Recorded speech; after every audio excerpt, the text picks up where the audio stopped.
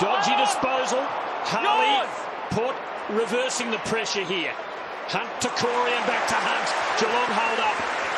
And with the defensive answers at the moment, Rook, as they cut through the middle of the ground. Corey Enright out for Little Stokes. Quick to give it off. Steve Johnson for his third. He's a star.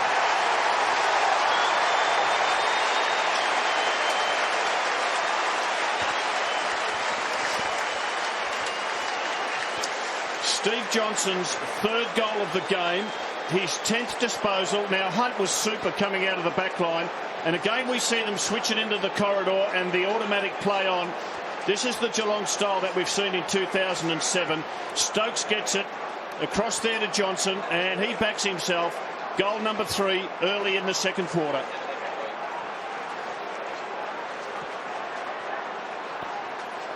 This is the matchup that's a problem. He's had 10 disposals, Johnson, kicked 3 goals. Chaplin's been his opponent. Mark Williams has to make a move. 48 goals for the year, Steve Johnson. This is his 20th game since he returned from a salt mine in Siberia. King wins and comes out of it with a free. How have you seen King, Vossi? He's been good. I would have thought what you said before. Been worthwhile selection. Mackie been good too for Geelong. Oh, that was fancy, and it wasn't 15. Ling, oh, he was almost dead there. He's done well. Rook's a chance from inside 50. Slapsy Maxi.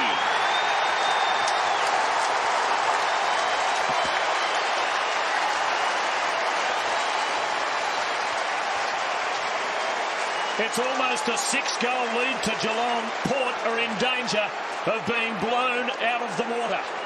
And here it is, and there's Ling, and that's the difference. Just being able to keep your feet and get it to one of your teammates is just critical. If the ball falls away from him there, Port are away and attacking. Instead, they have a shot at goal, and now they go further in front. Hardball gets 20-9. An indication of the way the Cats are winning this game at the moment. But long way to go. It's only early in the second quarter. The margin 35. Get him high. High. Free kick. Port. Warren Treadway spoke about belief in a package earlier today. Port are going to need every ounce of that belief right now. Brogan for Chad Corns. Sharp lead from Ebert, but Steve Johnson getting in the road, helping out at both ends for the Cats. Enright and Hunt. Another man who you'd expect to be tested this afternoon with the way the matchups will work, and he's holding his ground nicely. Harley. Again, Max Rook, he's the man of the moment. Back for Bartel. Cameron Ling. Crowd will lift. Off to King. Couldn't give it back to Ling on the wing because he was over the line, holding the ball. Advantage paid. Burgoyne, Sean. Bit of confusion among the Port forwards. And again, Geelong's defence there to swoop. Scarlett, Corey, Enright. Sharp stuff through the middle of the G. Selwood through the labyrinth. And Scarlett held up for the time being. Enright pretty haphazard with the kick. Nathan Ablett behind. And Thurston's had his measure for the moment. Peter Burgoyne. Stokes will not be denied. Maybe a little lucky. In fact, a lot lucky. He actually fell over at the crucial stage off to Scarlett. The pressure keeps coming. Not 15. Chapman will have to go. Round the neck. How many touches has Scarlett had? Scarlett is just running off his opponent, Westhoff. He's had 8 touches. Westhoff's 50 metres away from him. Now, you've got to run with him. You know that's the way that he plays. And Scarlett is setting up attack after attack. Westhoff 1 kick. Motlop a 1 kick. Most of the action at the other end of the ground. And right now, Paul Chapman. Important goal kicker for Geelong. Important figure in their team. And he stretches their lead, would you believe, to 41 points.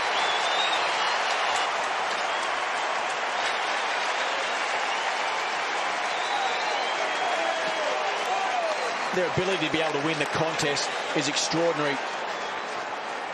And here's the high tackle. I'm a bit so-and-so on those sometimes when you drop your knees.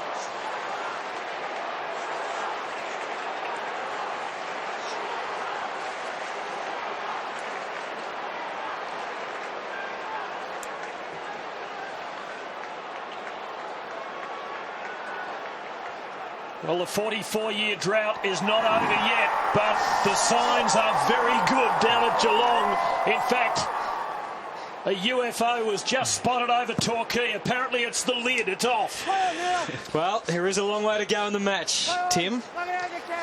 Otten's in the ruck. Now, the value of King is that he started this second quarter in the ruck. We are almost 9 minutes into this quarter, and Ottens comes on, and there's Scarlett back there on young Westhoff. And Ottens does get it down in the direction of Joel Corey.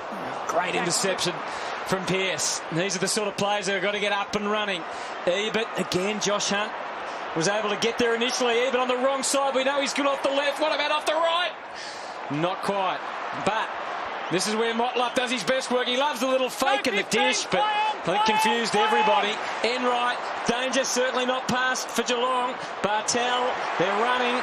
Wojcinski safely to the wing, and Max Rook can send them forward again. Through the corridor. Did it beautifully. Mooney on the long lead, and Geelong are full of menace once more. Skirting Mooney is Selwood. Long probing ball for Nathan Ablett. Pushed. Free kick. It's going to be another one. And the kid, young Ablett, needed this. He'd only had the one touch. He'd had one handball. And this will do his confidence the world of good. No doubt about that. Thurston's just meeting Ablett too solidly.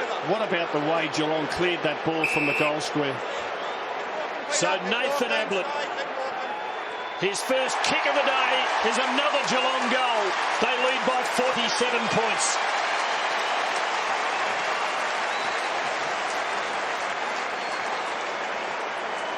Well, just at the moment, of course, they're winning all these battles, and it's this clearance where they were just awesome. They just scrambled the Geelong defence and took it out with ease. I just wonder whether it's worth Port just pushing all their numbers back to the square. They're getting so much drive, Geelong, out of that area of the ground. Let's start to make a bit of a foot race through the middle of the ground. Throw something different.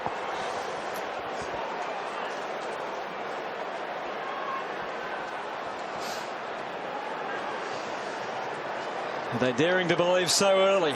The Cats fans anxious. Mark Williams needs some answers. It's only very early in this second term. Ablett to his feet quickly. Here they come. More destruction out of the middle. Selwood, Nathan Ablett for 2 in a minute. That mark shows the talent of the kid. He's green, he's raw, he hasn't come through the under-18s. He's a work in progress, but he's going to be something good. He's in his father's spot there. Wolsey, that's where he took the mark of the century, of course. He kicked a point after that. I wonder what his son will do. He won't make the same mistake. It's beyond 50 now.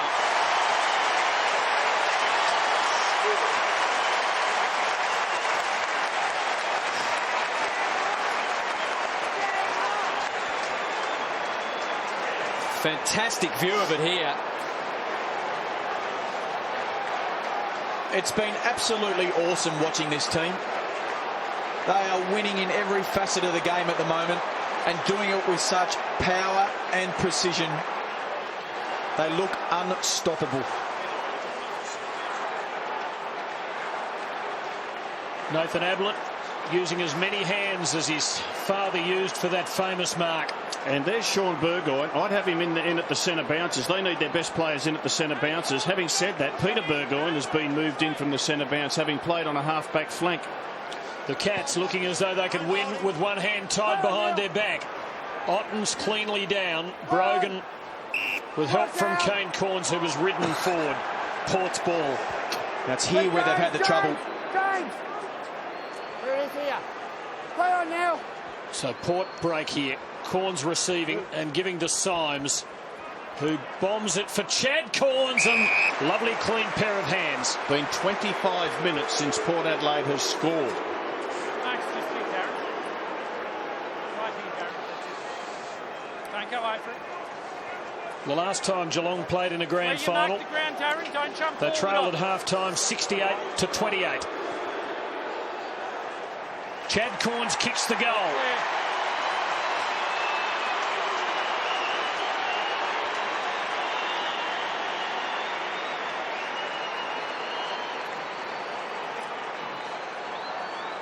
Well, the ball was kicked in long and high, and Corns got to run and jump at it. More importantly, as a senior player, he stood up. He stood up when he was needed by his team.